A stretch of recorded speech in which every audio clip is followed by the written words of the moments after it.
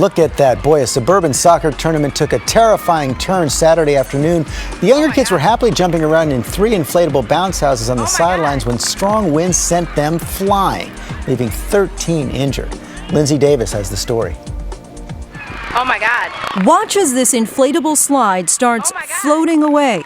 The gust of wind tosses it like tumbleweed, even getting it and several kids inside airborne.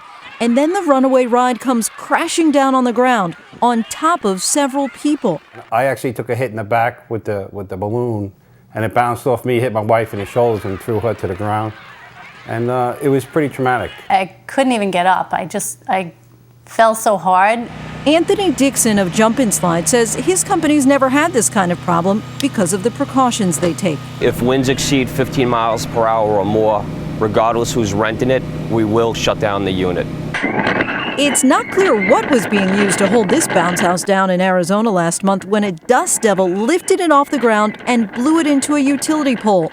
This was the 3rd bounce house to blow away in Arizona this year alone. Regulation of bounce houses is difficult because even though each state has its own rules regarding inflatables, in many cases, individuals will rent bounce houses as a side business, and some aren't even insured. I feel bad for the parents, though, because you see the parents trying to jump up and grab their kid. And as evidenced by this video, a business without experience can wind up renting out inflatables that are just as fly-by-night Stay here, girl, stay here. as the company itself.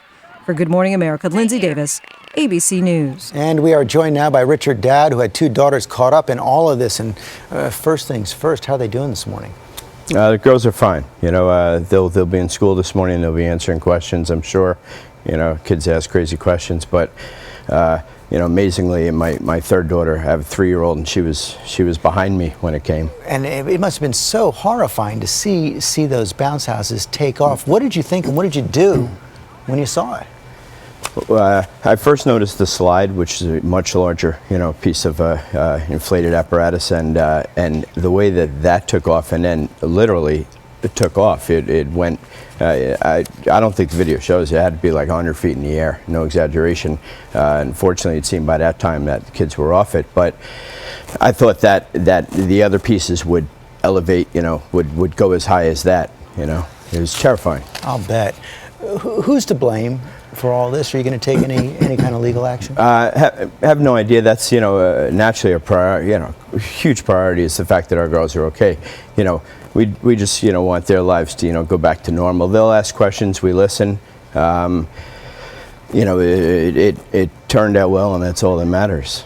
Well, that is the most important thing, far and away. I'm not sure they're going to be getting on a bounce house anytime soon. Not outdoors. Okay. Well, thank you very much for joining us this morning. Absolutely.